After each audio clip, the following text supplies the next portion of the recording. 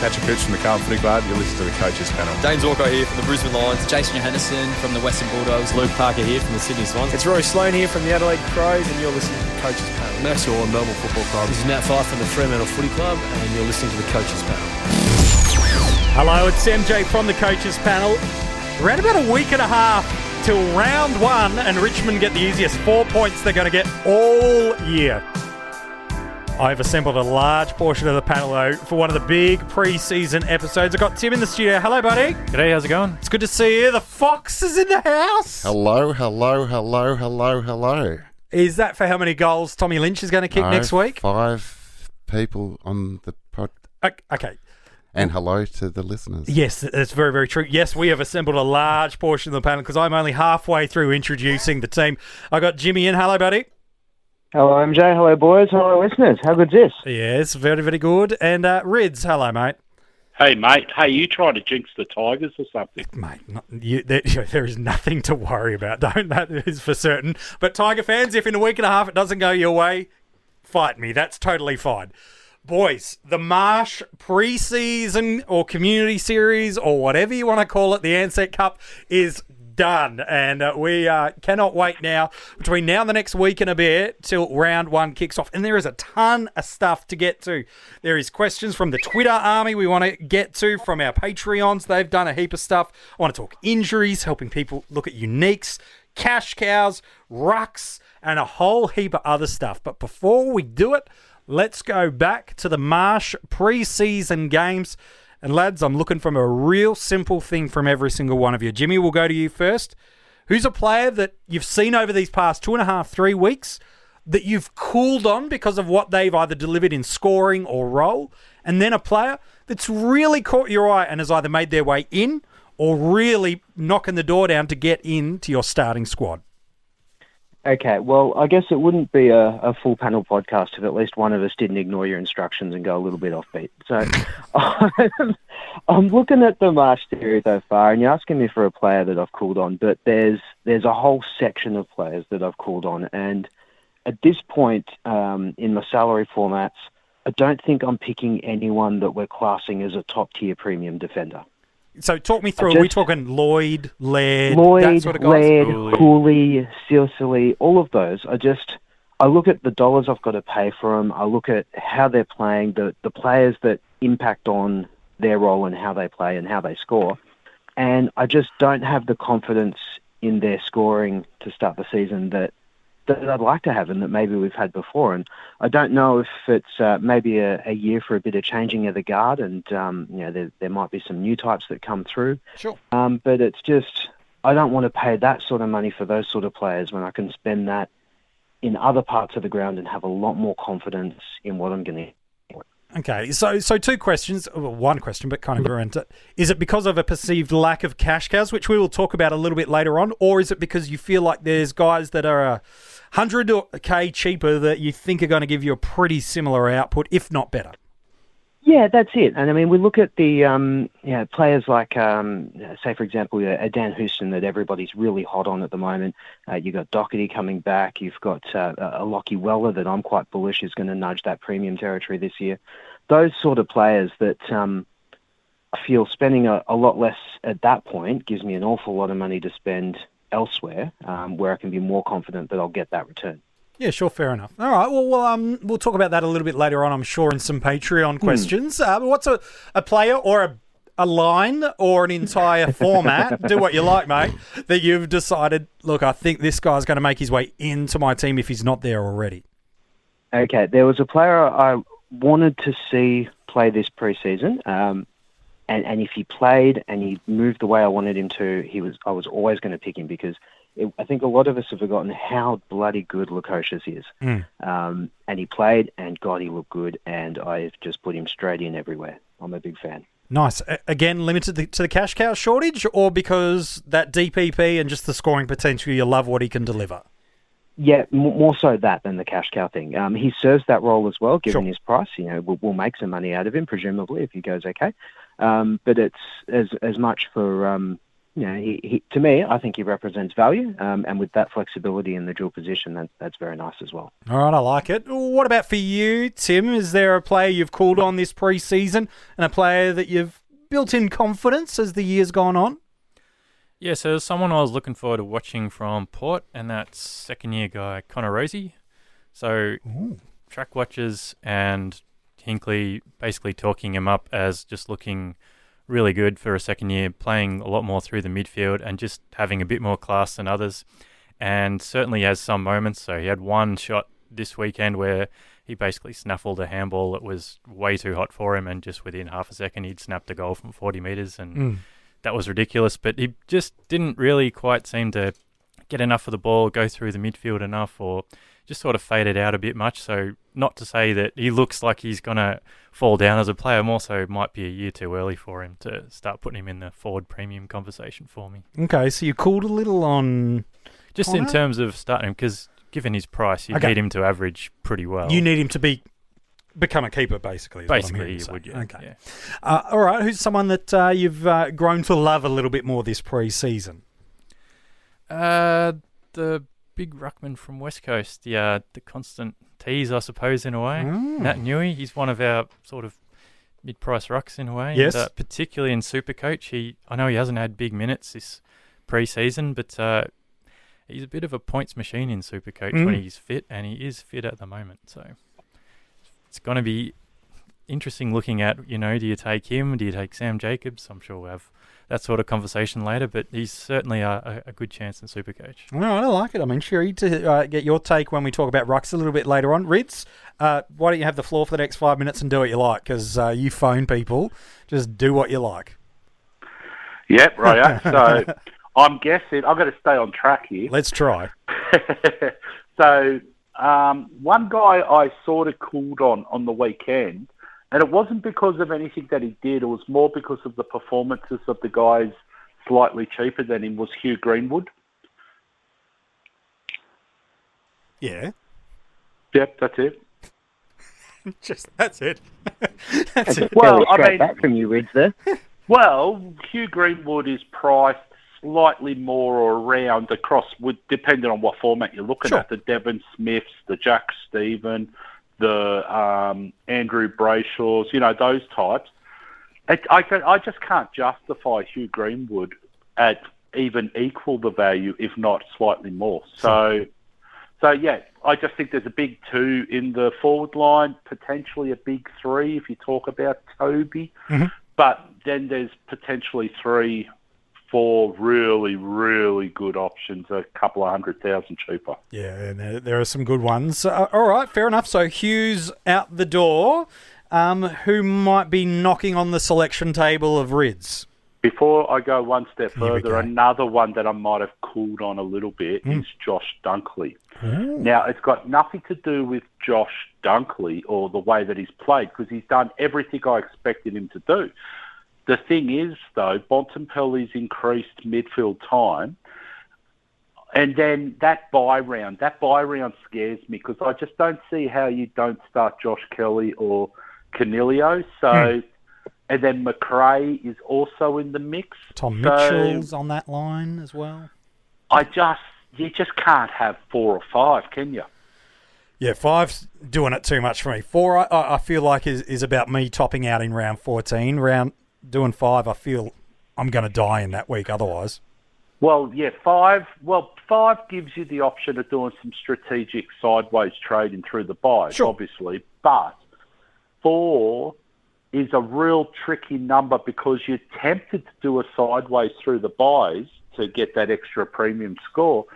But potentially you're also losing a guy that could potentially be in the top 4 or 5 in the midfields for the rest of the year. So you're sort of really on the edge there, aren't you? So I haven't removed him from any of my teams or anything like that, but I've cooled a little bit. Because if I said to you, MJ, let's just say, let's pick a format, DT or Supercoach, you choose. I don't care which one you choose. If I said to you, McRae, Dunkley, Kelly, or Canelio, obviously don't sit. You got to remember that Canelio's a lot more value than the others. Yes. But who is the odd man that you don't want to go with at this early stage. So it's either Dunkley or McRae. That's how I see it. Yep, no, that's fair. So, I mean, I haven't cooled. It's just I'm sort of thinking through it a little bit more. Yep. Okay, so the guy that I have appreciated, I forgot how good this guy was until I started looking at him again, and that's Bailey Williams. You know, he averaged 80 plus across the formats 2 years ago, and he's only priced at 300,000 in Supercoach. Yeah, he's not a bad option. How good was he this weekend against Port? It was like the ball was magnetised to him. And then on top of that, okay, you look at who else played with him. I mean, all of their backs and everything played. Daniel and Sucklin and whoever. Duray was the only one who didn't really play. Johannesson played. So really, he's in their best 22 pretty clearly at this point in time. I just think he represents some serious, serious value across all the formats. Yep. I think you're right, man. I absolutely think you're right. But anyway, there you go. All right, there you go. What about for you, Fox, from the Marsh preseason? Who have you cooled on, and who's worked their way into your team? From the beginning of it? Yeah, sure. Right. It's fair to say I've cooled on Treloar. Mate, we know you like to take the low-hanging fruit, but injuries is a new low for you. Throw that one in. What are your thoughts on Taranto, Fox? Do you want to hear? Oh, no. Here we go. Tell you later. In the mids, Gresham, just a little bit on him. And, you've called on him. Yeah. Yep. And Brayshaw, Andrew Brayshaw. All right. Really keen on Brayshaw. So you were or you're not now? Oh, my forward line was stacked. Yeah. So I've made it room for him. So he's got the chop. And Andrew Brayshaw is in. Oh, he's in. Yeah. I got. There was a few on the periphery. There was a few on the periphery, and Gresham was in. I haven't changed my team a lot. Are you drunk? So you've cooled on Gresham and you're happier with Brayshaw. Oh, absolutely. Right. Okay. And so much easier, thanks, Tim. I'm pretty keen on the big giraffe, biceps English. Tim English. Yeah, very. This is going to be a long episode. I'm just letting you know. No, very, very keen on him, and we'll probably talk about him a bit later. Because are we talking rucks? Yes, mate. Okay, all right. If we talk rucks, I'll talk about him a bit later. But the 11th most owned in Supercoach. Yep. How many keeper leagues do you own English in, Fox? Is it all I've of got them? 7, I think he's in 7. Is he... The long-time coaches panel listeners will remember this reference. Is he this year's Tom Sheridan? No. He's not this year's Sheep? He's 4 years ago Doherty. Okay. Because it's a genuine... Like, I'm going to go early on this question. Someone does want to know who is your boy for this year. It's Brayshaw. I reckon it's Brayshaw. Which one? The way you're talking about him. No, well, that session comes later, so we're not going to push. Don't disrespect the sound effects. It's Lynch already. It's Tom Lynch, isn't it?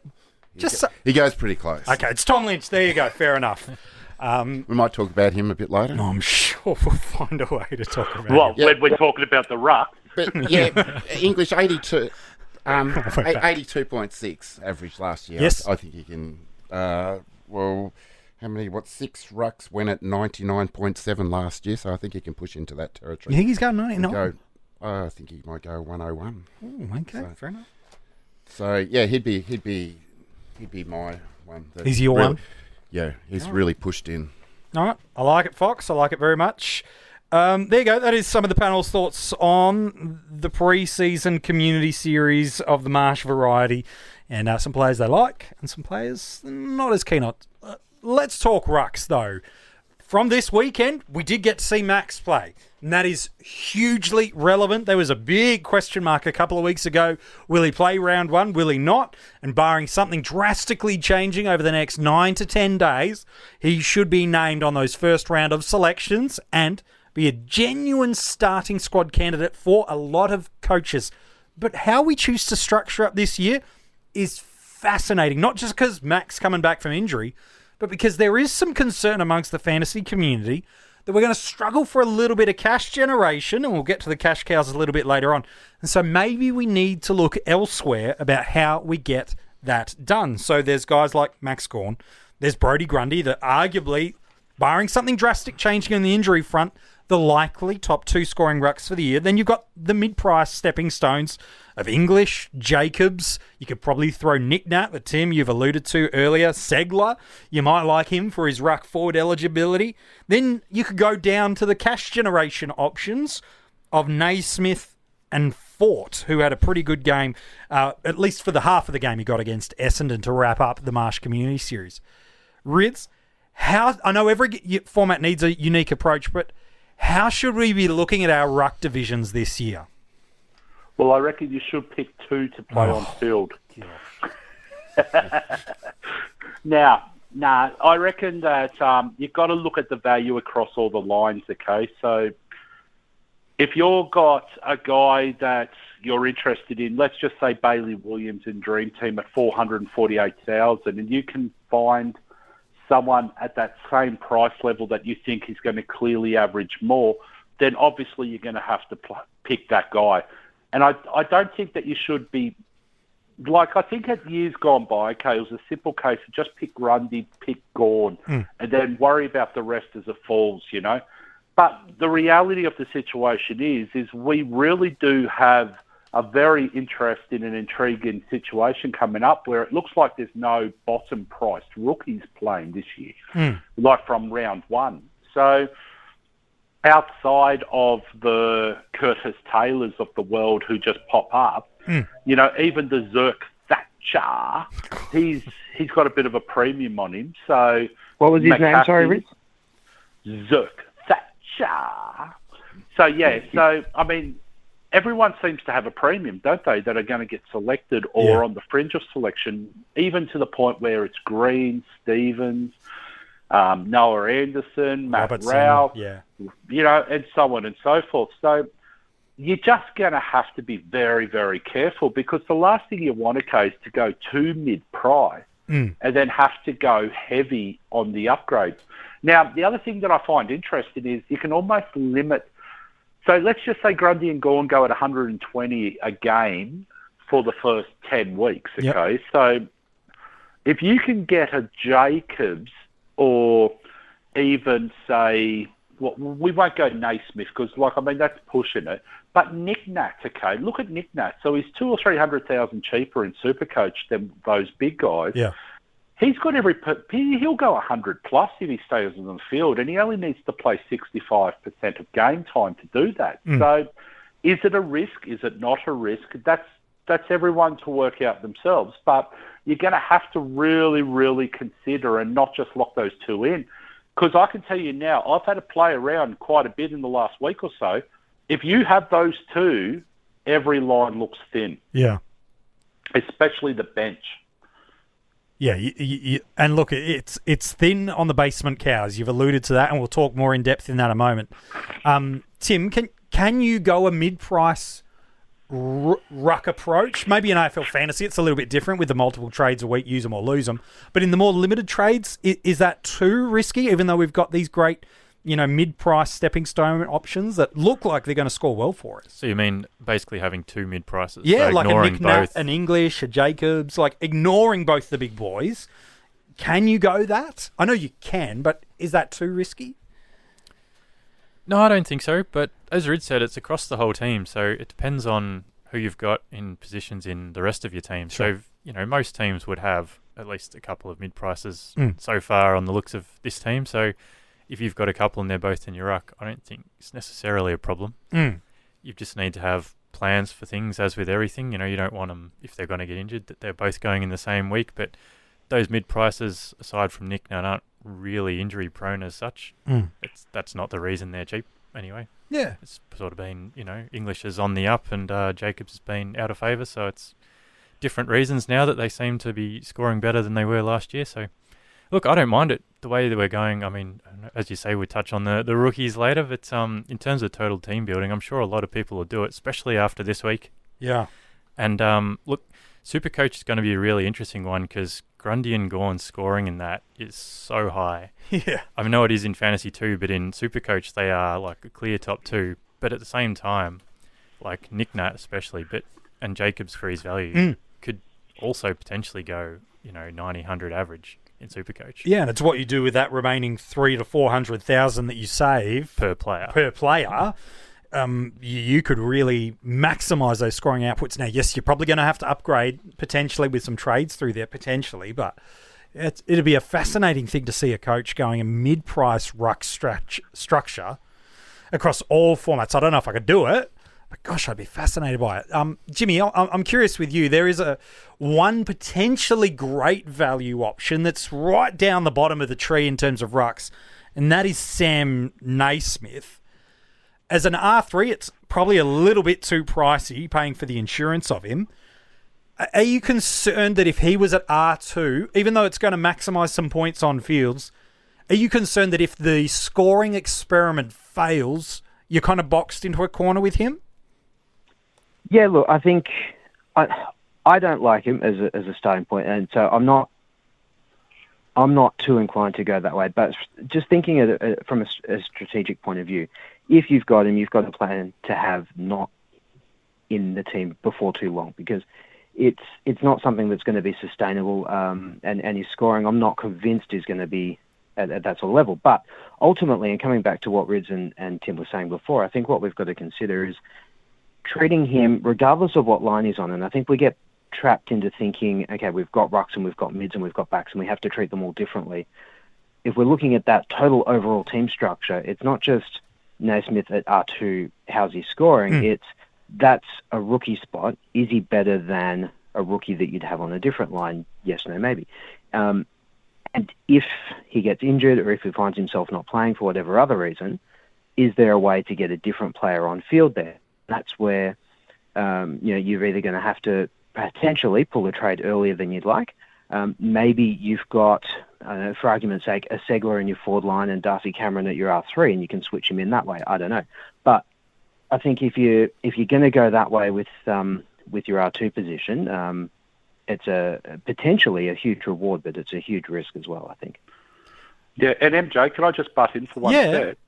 By having that DPP at your R3, if let's just say you end up picking a Cripps instead of going a Grundy, okay, because you feel like Naismith's a better option as a ruck, as Jimmy just said, as any rookie, it only takes one trade using DPP to swap it back. It's not a massive issue. Like, I know people are saying, oh, what happens if this happens and stuff like that. Well, you could potentially still hold on to Naismith as your R3 and just trade out that midfielder that you had and swap it back around with the DPP magic. So it's not a massive issue. No, it's not end of the world. It's just a pain in the ass and I won't have to deal with it. Yeah, pretty much. And you lose that trade, but the reality is, at the end of the day, you've had a crack. Absolutely. So I don't mind it from that point of view. I think it's really, I think the main thing is, do you think he's the best or amongst the best of the rookie options or players priced at there or thereabouts? Yeah, correct. And if you think he is, go for it. And the other thing is, okay, Naismith is unlikely to lose any money. He's got to go really, really poorly to lose money on any format because he is very cheap. Yeah. So, I mean, you're not going to lose money by doing that. All you're going to lose is that one trade. And we should all be banking 2 or 3 trades for the first few rounds anyway. Absolutely. Type trades, because you're not going to get everything right. And if it upsets you that badly, you've got to make that trade, But don't not try, you know what I mean? Like, definitely have a look, but have a plan B. But that's as simple as what a plan B could be. Oh, absolutely. Fox, Rids talked about Grundy and Gawn as a ruck combination that is as strong as an option they are, that it does thin you out in some other lines. Absolutely. Is there... Talk me through the rationale of doing that. Again, in Supercoach, Tim highlighted just how strong a scoring option they are. Is there a world you feel like you could justify still doing that?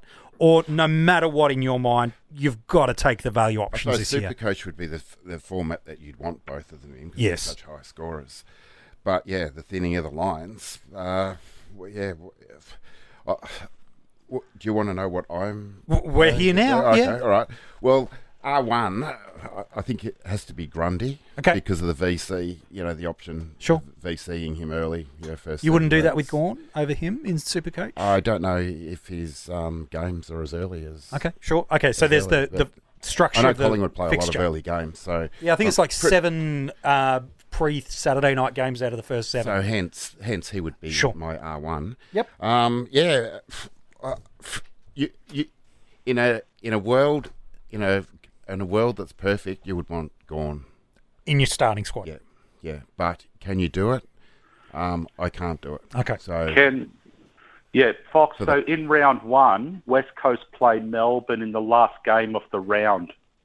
So it'll be Nick Nat. Yeah. Yep. So there you go, Fox. Yeah. All right, well, let's go around the grounds too. Before you finish that off, let's talk about pick a format. I don't care which one you pick. Just, tell me it when you go through. I want to know who your R2 is, because it seems like Grundy's a very popular R1. So let's go around the grounds. We'll start with you, Jimmy. Tell me your format and who's your R2. Okay, I assume you don't mean Ultimate Footy. Yes, mate, I don't mean Ultimate Footy. Okay. In Dream Team at the minute, I've got English. Okay. What about for you, Tim? Look, Dream Team, Fantasy is both Jacobs at the moment. All right, Fox, pick a format. Who's R2? Supercoach, Biceps, English. I'm going to get used to that nickname. Rids, what about for you? Well, I don't have Grundy, so do you want both? Yep, why not? So I've got Nick Nat and Jacobs in Supercoach, and I've got Segler and Jacobs in Dream Team. Nice. I love when Rids does something different to everybody else. Talk me why you haven't got Grundy. Well, he's signed a contract. He cannot go any better than what he did last year. I know that sounds crazy, okay, but the reality is he had monster scores on many, many occasions, 130 plus, multiple times last year. So when teams go into pre-seasons and stuff, like the one thing for me, okay, is the first round against the Bulldogs, is I think the Bulldogs have a ploy to tackle him a lot better than what they did last year. And he scored 140 plus on them twice, didn't he? Yeah, I think it was a 150 and a 160, yeah. Yeah, so we were already seeing last week, okay, with St Kilda. I know it's only a pre-season game and everything else, but the reality is Grundy's not going out and just going, I'm just mucking around today. He was actually trying, but they actually really, really put a clamp on him. So I just, it's an interesting one for me because I just think with Darcy Cameron potentially coming in, because I don't think much of Mason Cox, that means that Grundy might play a little bit more up, and then he signed a long-term contract, and a lot of times, years gone by, it does take a bit of time for these guys to click back into gear after doing that. Yeah. So I just think it's worth taking on. And Gawn, obviously, with the injury and having Nick Nat in round 1, I just don't see how you could possibly even think about going Gawn. All right, fair enough. I'm assuming because you don't have Grundy in DT, you probably don't have him in AFL Fantasy too? Oh, no. Why would I have him in there? I'm just asking because I'm sure someone will. All right. There you go. There's some interesting thoughts around how people are approaching the rucks, and there are some Patreon questions we'll get to that it's real targeted specific questions that we'll get to that are around the ruck division. Before we do talk injuries and cash cows, let's look at some unique options. Now, I'm going to classify unique as 10% or under. Fox, I'll go to you in a minute. I'm going to assign you Supercoach. Jimmy, DT, Rids, you get AFL Fantasy. Tim, you can do whatever the hell you like. And if you want to go full pass mode, then that's totally fine with me. But maybe we'll start with you, Fox, in Supercoach. I don't know if you want to do one player or a player alone. Don't care. I've got plenty. Of course you do. Who are your 10% and under uniques that you like the look of in Supercoach? Right. That's 1 in 10 coaches would have him. 10%, Fox. Yep. Yeah. Good. We got that right. Yep. I'll go to the top 7%. Yep. Tommy Lynch. Oh. How did I not see that coming? Fool me once. I think he's 71, priced at 71. Came home late last year. Yes, he did. On the back of a lot of MCG games. Yes, and, start a lot at in the MCG 90s, early. high 90s, finished off the year, last half in the high 90s. Bargain. Absolute bargain. Look at you pretending like you don't know all the stats, facts, and figures. Like, I think he scored. So he'd be in the forwards at 7%. Okay. He's under 390,000, by the way. 388.8. Oh, there it is. And another 7%. Yep. Only 7%. Mm-hmm. Tim English. So, ruck, 448. Fool me twice. Shame on me. He would be unique. Have you got someone in this category that you have not mentioned in the first half hour of this episode? Did you know something? Here we go. That if you were talking league unique, there's 18 players in a league. For someone to be unique, it would be 5.56%. Okay. So one person in that 18. Yep. And if you cross the floor... What's the kick to handball ratio? AFL fantasy. Yes. It would be 1 in 16, which would be 6.25%, would be unique. Yep. Yeah. These are some quality ratios. Yeah, and anyway... Mrs. Fox would be happy with all that work right there. You wanted another... I really do like the Eagles. Tim Kelly. No, in uniques. I don't know what Tim Kelly is, but Elliot Yeo, 4%. Nice. And Andrew Gaff, 2.5%. Yeah, both pretty good the other night too. And if I cross the floor again in AFL fantasy, yes. Wait till he gets DPP, Domshay. He will get it, I believe. Okay. Is that one of your famous That's a prophecy. Fox prophecies? It's a prophecy, yeah. Okay. Where's the X-Files music? And do you want to back? Yeah, why not? We're here, mate. Lockie Weller, 1.2%. I do like that one. How's that? 481k. Yep. Jimmy was talking earlier about the back line. Yeah. I was going to talk about it again in a minute, but that's all right, Fox. Keep going. Well, there you go. All right. Well, there Introduction to Jimmy. Yeah, he does. Well, we'll hand it to Jimmy then. You're talking DT, mate. Lockie Weller's one of those nice options for you too.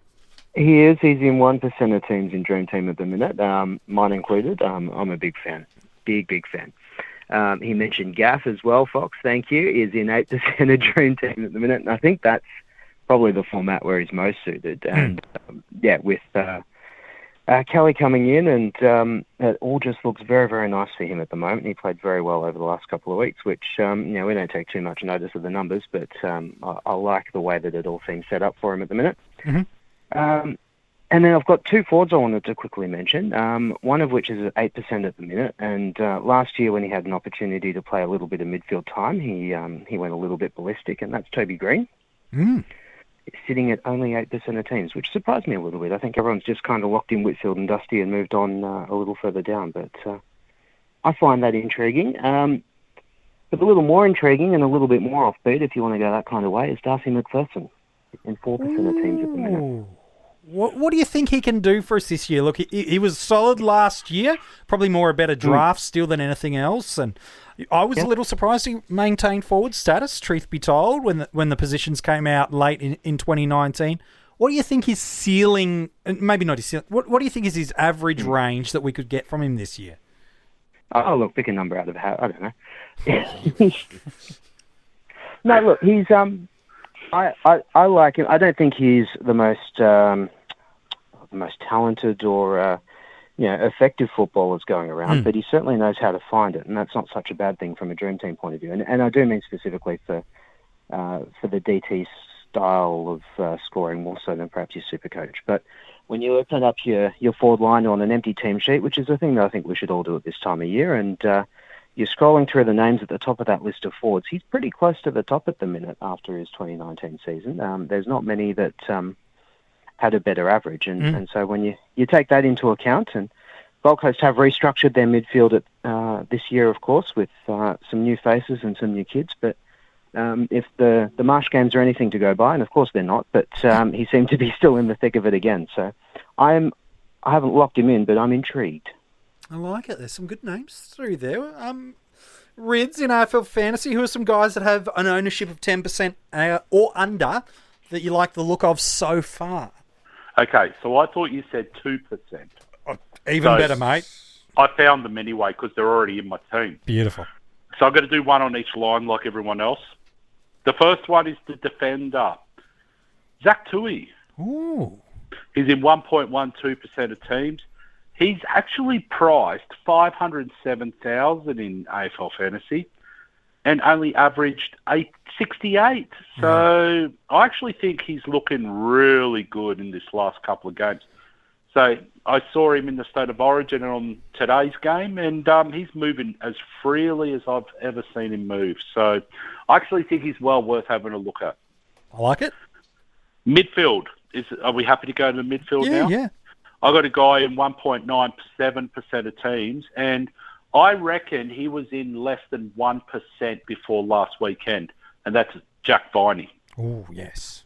Again, really good value, 611,000. I just don't understand how you cannot start this guy, in AFL Fantasy. Talk me through that statement, because that's a big statement for a guy that's got, I'm just looking at the app right now, he's right on 2%. To say I don't know how you don't start him is a huge call. Talk me through that thought process. Well, have a look at the other guys around his price. Now, he can go 100 plus this year, okay? He's been injured constantly in the last year or two. He's got a pre-season, okay, under his belt. He's looking ripe. I mean, he's hunting that ball again. He's not going to tag. He's not going to do anything like that. He's never going to be tagged because, let's be honest, he can't kick or handball. So, but, gee, he can find it. Yeah. And he tackles, mate. Like, he's a mean one, isn't he? Like, he's not an Uber, okay? There's no worries about that. But he's going 100 plus this year. There's no worries about that. If he stays on the park, that is. Yep. I like that. I love him, by the way. I have him. Yeah. So, in my rucks, I am staggered that no one's talking about this guy. And we just talked about him. So, John Segler, he's now the first choice ruck. Mate, he's in 1.2% of teams, and he averaged mid-70s last year. Hang on. I'm not playing fantasy this year for a number of reasons, but can you just go back? How many people have picked Segler? 1.2%. And no one's talking about it. People are talking about Sam Naismith, for God's sake. I think I might sign up too, Rids, and you and I can fight it out for like, seriously. My word. Like, yeah. And this guy's, he's going better than 75 because he was a fair split last year in the ruck. And he had no real pre-season because he was injured. So, anyways, I think people are nuts. Forward, okay, this is the staggering thing. Now, Fox, I'm going to give you a prediction, okay? Before we started this pod, there was a kid that was owned by 1.7% of teams. I guarantee you right now he's going to be in 50+% of teams by the start of round one. Okay. Curtis Taylor. Everyone will have him. How can people not be aware of this kid? Like, surely. Like, he played out of his skin the week before. Yeah, like, in half the game. He's got a bit of special, hasn't he? He's real special, this one. This guy reminds me of a bit like Jai Simpkin. But he's not the guy I want to list. I'm just doing a prediction. He's going to be 50+% by the end of, by the start of round one. Yeah, absolutely. The guy I'm actually got in my team, and again, is Ben Ainsworth. Love him. I think he is absolutely going to break out this year massively. All he has to do is stay on the park. He's a bit of a kamikaze, but he's only in 1.5% of teams. Now, if you have a look through at that price tag, he's sub 500,000. Like, Devon Smith is too much. Jack Stephen is too much in AFL Fantasy. I don't know what they did with their pricing, but it's all out of whack. Ben Ainsworth comes into some serious calculations for me. Yeah, he's been very, very good across his junior career, and now we're starting to see that really come to full life. I love that pick, man. Yeah, so there you go. All right, Tim, I didn't give you a format. I just said pick the crumbs from the table. Is there any format or any players you like the look of that are in under 10% of teams? Yeah, and the other guys have been a bit more in depth. I was just going to pick off a couple of guys who are under 10%. You might think, oh, gee, that's not too many. Like one that the coaches panel has been spruiking a little bit this week on social media is Josh Kelly. Oh, yeah. At least in fantasy, he's under 10%. Sorry, what? Just double check that in AFL Fantasy, Josh Kelly is in under 10% of teams. I believe it's 8. Jimmy, we're finding more reasons to get you to sign up as the minutes pass, my friend. Look, if I could be bothered with it, I'd be very, very tempted. All right, fair enough too. What about for you, Tim, anymore? And another one that if people are struggling for rookies may jump onto, maybe not in fantasy, but in the other two formats, is Birchall. Ooh. He's under 10%. He's definitely underpriced, but obviously has his own risks. So yes. just more someone to mention. Well, Brisbane, turned Link McCarthy around, who, couldn't catch a break 12 months ago with injury, and I think he played every game last year. So, fingers crossed for Grant that things go his way. Yes. All right, there you go. There are some names, some guys that are in under 10%, or in Riz's case, under 2%. Just going to throw a couple more 3%ers at you quickly, just because we can't have a nice even flow here for a few minutes. Yeah, no, fair enough. We need to lower it. You're right. Just going to quickly mention some names if, again, people are looking for that generation type at the low to mid end. That may or may not be thereabouts, but if they can get a couple of good games early, will be very, very tempting for mine. And that is Isaac Cumming, that is John Noble, that is Jack Lukosius, who I mentioned before, and Riley West. Tick, tick, tick. Do you think Riley West is in that Doggies Best 22, mate? No, probably not to start with, but if he gets a game, I'd be very interested to see how he goes. All right. Maybe an injury or two might sneak his way in. Oh, Will Hayes is missing round one with the suspension. Maybe that's his way in. Yeah, well, that's true. Well, Libba wouldn't be too far off either, would he? Who knows if he's even best 22. Much to Fox's dismay, one of his old boys. That's he's for sure. gone. He's gone. He's been Sheridan'd. Yeah. All right, fair enough. Fox's boys seem to have a little habit of going well for a little while. Pre-season games. And then perhaps not so much. Yeah, a lot of them Can you not have Lynch as your boy, please, Fox? Yeah, no. Want to put that out there? Yeah. Yeah, you're picking him. You're not playing an AFL fantasy. No, he said that 4 times. You just want to. I wouldn't want to pick him in that. You want to go for that. All right, we're talking about injuries. There's been over the past sort of 2 weeks or so. There's been some really big injuries that could have some on-flow impacts. Some are a little more longer term. Some are quite close, but. Guys that have got injured just in the past, length of time that have varying levels of severity. Blake Acres, Tim Taranto, Stephen Hill has quad awareness, whatever the heck that is. Hooker, Zaharakis, Taylor Adams. There's a whole heap of other ones as well that I could go on.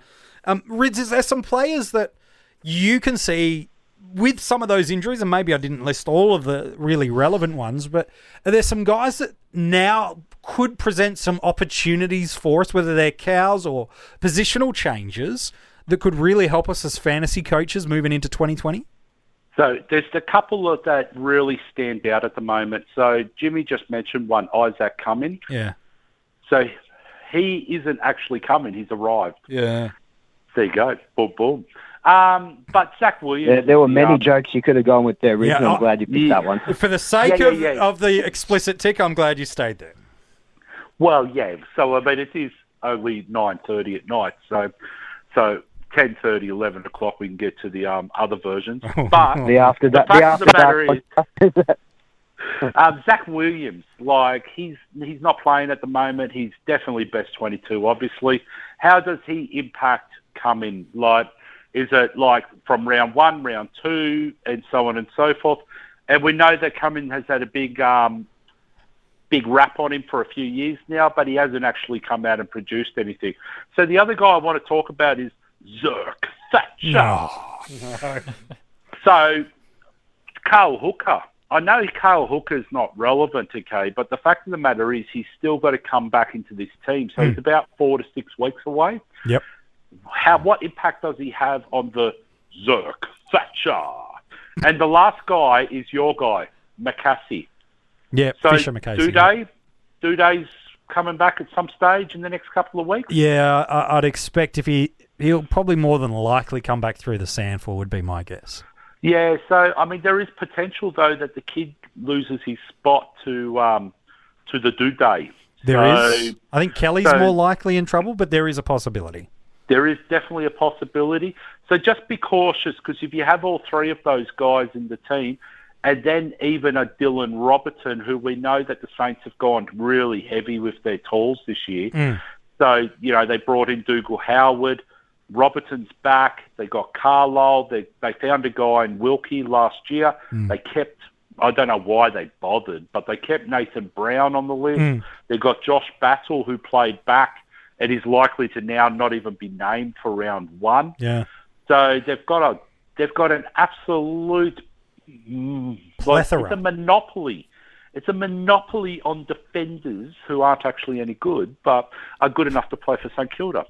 So, but if Dylan Robertson, where does he fit? Is he a half back? Is he the third tall? What is he these days? He's the fifth tall. Well, the fact of the matter is, if he's a half back, you've still got Savage, you've still got Webster, you've got Hunter Clark, you've got Ben Long, and so on and so forth in that back line as well as Geary. Mm. He might be the odd man out, you know. Yep. So, yeah, that's it. All right, fair enough. Is there any for you, Tim, that catch your eye? You know, Taylor Adams, for example, going down.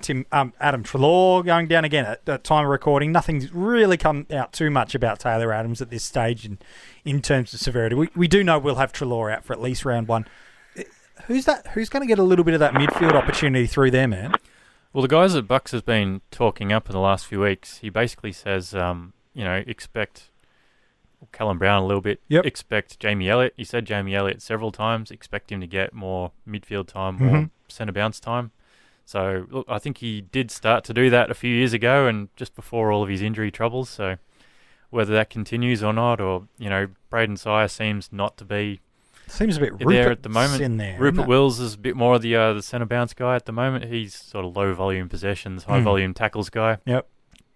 In kind of nowhere land for fantasy pricing at the moment. But, Josh Dacos has played a bit of the wing. Yeah. Looked all right pre-season. Again, hard to pick him at his price, but he might get a bit of it. Noble's not so much midfield, but he seems to be getting a bit of it off halfback. Yeah, he does. Tim, how about Tyler Brown? Mini Brown. Yeah, for this year. Yeah, the start, for round one. Is he going to make round one team? I wouldn't pick it, but it depends. Like, if Taylor Adams doesn't get up, you never know. Yeah, sure. They really do like him, but whether he's ready to roll round one in the midfield, I'm not sure yet. Because he got the Tyson Gold sack number 6, didn't he? Yes, I think so. Okay. All right. Well, look, I know they have big raps on him. Yeah, you're just saying it might not be just yet. It might be as the year goes, or another one. Yeah, but again, I suppose they also had big raps on Sire, and every club has their players. So. Yeah, that's fair enough too. All right. Jimmy, talk to me about the Freo midfield, because with Blake Acres going down, it looked like he was going to really be a dominant force through that developing midfield around Fife and Walters. Very generous. Yeah. I'm trying to talk Blake up. What does that mean for the listening? Regular listener? What does that mean for the Freo midfield? What's the fantasy onflow for us as coaches with Acres out of that midfield group now? We know Fife is locked. Acres only just came into that midfield group. Well, he got a game. No. Yeah, well, he did, but it's a pre-season game. Yeah. But he only just got traded to the club, so him not getting a game off the bat means they're more or less where they started. Yeah. So I don't know that it necessarily changes a huge amount from that point of view. And that game that he tearing up the middle, he played that game without Fife and without Walters in the team too. So I think we need to frank that performance a little bit too before we get too excited. Sure. So he's there and he's an interesting prospect.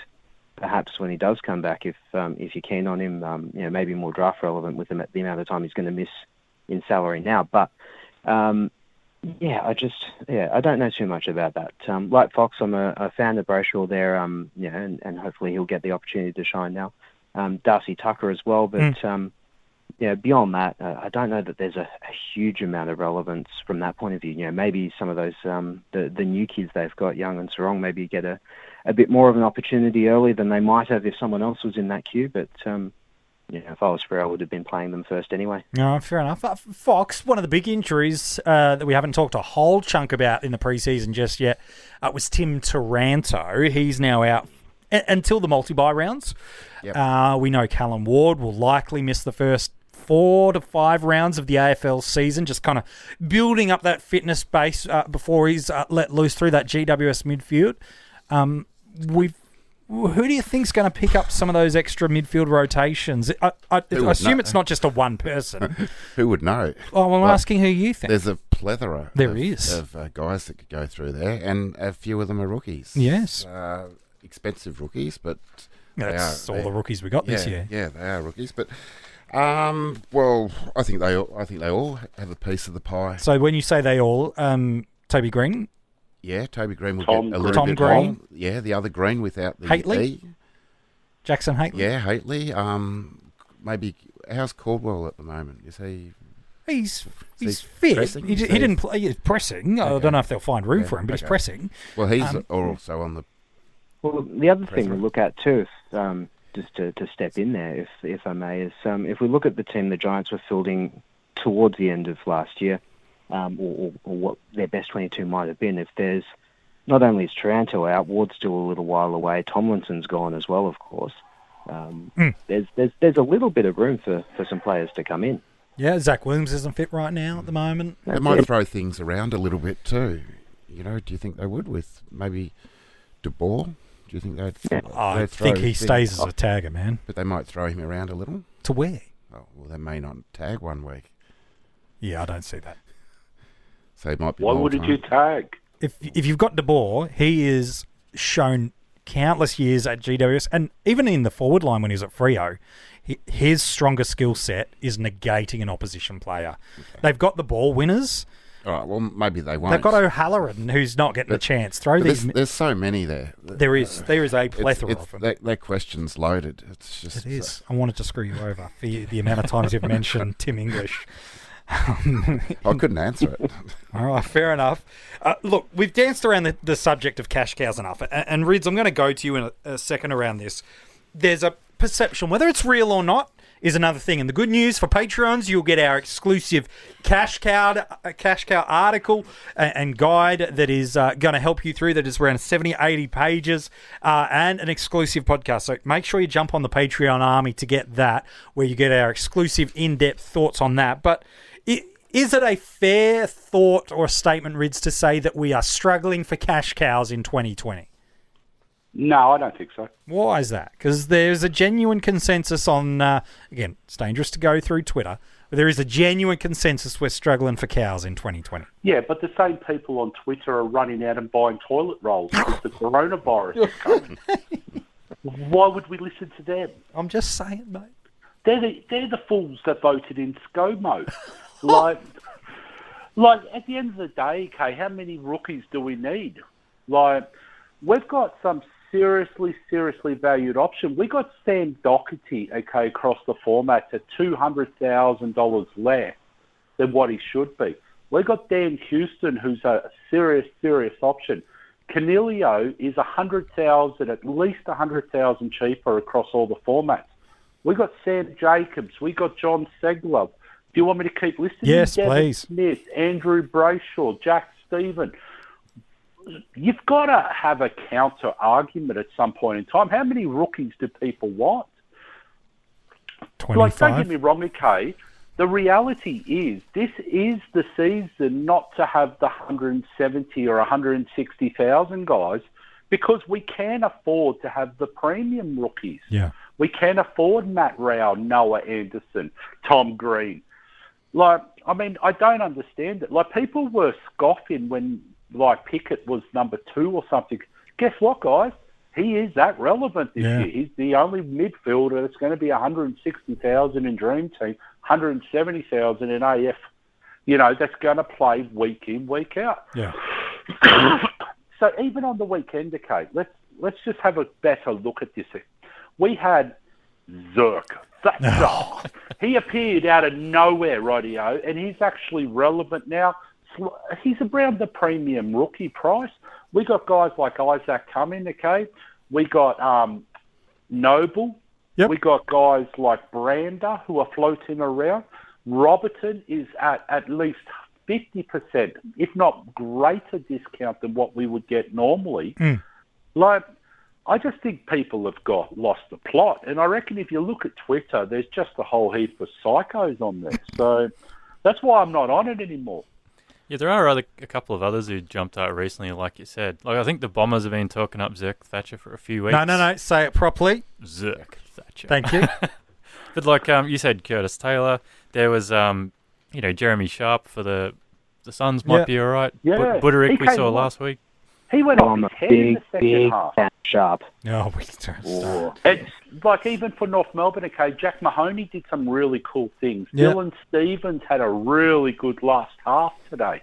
Like, I mean, I don't understand. Like, are people just whinging for the sake of whinging there, or what are they looking for? Well, I think it's to try to hold the argument again. I don't think it's looking at the totality of we've got these value options elsewhere that help us afford and not change our structures too much in that line. But I think it's because the basement rookies, there's not as many that have popped in the forward line. It's Taylor, King, and Rankin. In the midfield, it is pretty much Pickett that's at the basement price through there, with McHenry seeming to struggle and some others. And then in the back line, there's not really any that are at the basement price. See, you know what's caused this problem here is what's triggered all of this is people making their teams before the start of the Marsh series. Yeah. And filling it with as many cheap rookies as they can, because that's how then you can afford as many premiums as like in the team. And then suddenly they've got to swap out those bottom price rookies for rookies that they're actually going to play. Yep. And they can't fit them all in anymore. It breaks everything. And so this is where what we need to do, and what we've encouraged people to do every year, and I'm sure you've got that article coming again soon, MJ, tomorrow, is clear your whole team out and start again. Yep. Yeah. So, MJ, it's like, seriously, and I know people will say, well, you're mad because you're telling us not to start Grundy and Gawn and everything else. Like, no, I'm saying that you've got some serious value in the rucks this year. Why overlook something that's absolutely serious value? And then if you get it wrong, you get it wrong. Yeah, and there's value in every line if you're looking for it. Yeah. You say you've got Camilio in the midfield, you've got Doherty, and we've named 6 or 7 different value options in the back line. There's just as many up forward. If people want to have value, it's there to be found. Yeah, if you want to start Gawn and Grundy, guess what? You can have a Sam Sturt on the field, a Ben Davis on the field. Who else is that? Georgiadis on the field. Okay, they're going to get you the odd 30 or 40, but so be it. We have that every year. Yeah. So I mean, I just don't know what people are going on about. We got Cherry, we got potentially Darcy Cameron. People have lost the plot, mate. Yeah, I don't know what else to say to that. I'd like to argue against it, but I can't. I've got a page full of them, Brooks. There are a ton of cows that are floating around. The thing there is, and as Jimmy so eloquently put, you're just having to pay up a little bit more for them this year, but they're there. So to say there's no cash cows in 2020, it's not true. To say, are there 25 that are our basement price? Yeah, of course there's not. But most years there's not either. At least wait till the team lists come out for round 1. Now, next week, there might be a totally different argument because they haven't named any of them. Sure. But, I mean, why worry about it now? You've got plenty of players there. Guess what? If you can't afford to get McRae, Kelly, Lloyd, Laird, Grundy, Gawn, Whitfield, Dusty, guess what, guys? You're going to have to look at some ordinary choices for rooks. Otherwise, there's plenty there. Just accommodate. Yeah.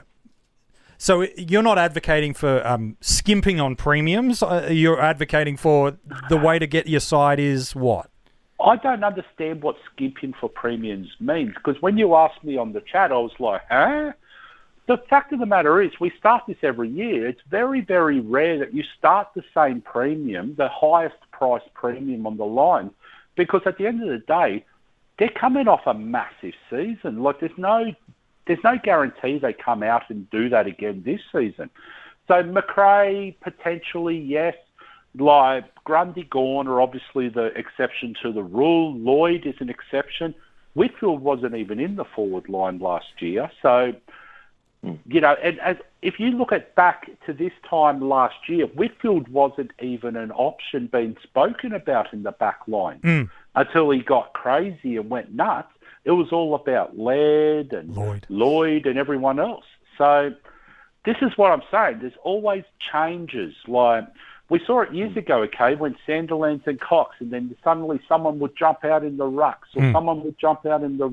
Like, Josh Kelly is only in the top certain amount in the midfield, okay, on average, not on points. Like, Josh Dunkley came out of nowhere last year and has jumped into the top echelon. Tim Taranto jumped into the top echelon. Devon Smith became the top scorer in the forwards 2 or 3 years ago when he moved to Essendon. People are nuts if they keep going, well, this person's the highest price, so he must be the best. You don't do that. You've got to look at your team. It's a nice way to kind of look at it. There's some good nuggets of gold for you there as a fantasy coach. It's going to help you through. And I promise not to rant today. Oh, well done. It's like shopping for toilet paper. First, we've only got a small amount of this podcast left, Ridge, and I don't believe you for a second. But secondly, to that point too, the other thing I wanted to just mention, as far as this concept of skimping on premiums, and I think I get what you're suggesting there, MJ, is you take an option that you think is not quite as good as the one that you would really prefer to buy. Yep. And that doesn't make any sense at all. I think if the premiums that you pick, you need to be picking because you expect them to be in the top echelon at the end of the year. It's as simple as that. Correct. 100%. Yeah. Canelio's the perfect example. If I said to you, MJ, are you picking Canelio because he can average 110 across the format, or are you picking him because you think he's going to average 10 points less than Josh Kelly? That doesn't make sense, does it? No, I get what you're saying. Yeah. That's it. Precisely. Thank you, Red. No worries. All right, let's jump into some questions that have come up from our Patreon supporters. If you would like to join that, there is plenty of exclusive content that is coming for you, including our Cash Cow, a massive document podcast, a heap of access to our team reveals, and special behind-the-scenes access to members of the Coaches Panel. If you're loving what you've got so far from the Coaches Panel in 2020 and you want some of that content, jump online at coachespanel.tv. All the links are there. And one of the things you get is the ability to get your question on these podcasts. I'm going to throw this one straight over to you, Tim, because I feel like I'm keen on your take. Is Jacob Townsend a cash cow / stepping stone we should look at in 2020? So what price is Townsend in the formats? In DT, he's around about 280. I'm quickly looking. In AFL Fantasy, it's not much further than that in Supercoach. 222. He's okay. 222. Sounds like the person that owns him, just quietly. All right. What do you think? So around about the 260-270 marker in DT and Fantasy, 222. 222. The Richie number. Is he worth looking for us this year? Tim. Look, he's probably more than I'd be willing to pay for him. Well, this is actually a real question. It is a real question. I'm not just trying to be a jerk. Oh, my goodness gracious, mate. So no is the short answer. Credit for trying to be diplomatic, Tim. That is oh, nice. my goodness. Just say no. Okay, just... Yeah, well, I won't be picking him. I mean, we are talking about Premiership player Jacob Townsend. We are, yeah, sorry, I need to caveat with every time I talk about him. Premiership player Jacob Townsend. It's an interesting one to go for. A couple of questions have come in about the GWS midfield. I feel like we've kind of got our handle on that. Here's an interesting one now in light of how this week has gone. Rids, rank them in the following for Dream Team from highest scorer to lowest scorer. Oh, my goodness. I love these. I love letting you have these. I'd rather date my sister, but anyway. Oh, here we go. Devon Smith, Jack Stephen, Andrew Brayshaw. Highest to lowest. Okay, so Smith, because he's tackling. Brayshaw, because he's tackling. And Stephen, because he's got crazy hair. No, the reason. Hey, just while I'm on about crazy hair, here we go. Nick Caulfield had the worst haircut I've ever seen in my life. He had this big, bushy mop on his head, and he shaved all his sideburns up behind his ear and stuff. It was the craziest thing I've seen. Is he getting a game at the moment? No. No, he's not. Fox, a question from you for David. He wants to know, what can we expect from the dodgy knee twins, which they're not dodgy knees because one's a leg, Doherty and Tom Mitchell? What can we expect from Doherty and Mitchell this year? Pretty bullish on Doherty. Okay. Starting for you across all formats? Yeah, in all of them for Doherty. Okay. Definitely. Mitchell? Mitchell... I'm probably not so much in Supercoach. Okay. Yeah, I can understand that. There's a lot more better options. Better in terms of... Just better. Just better. Okay. But no, AFL Fantasy, absolutely, 100%. Yes. Yeah, he's priced at such and if you like him, irresistible. Go for it in Dream Team. But yeah. But Doherty, 100% in all formats. All right, fair enough. It's too cheap. All right, question from Jake. He wants to know, across all members of the panel, who's the favourite player in your salary cap side at the moment? A player you've got, so it could be Dream Team or Super Coach, that you've got, and you're like, no matter what, I'm picking him because I just love this guy as a selection, whether it's because of the value, because of the scoring consistency, whatever he's going to give. Tim, we'll go to you first. Jake wants to know, who's the guy that you got in your Dream Team or Super Coach side that you're like, I love him, I'm going to pick him no matter what?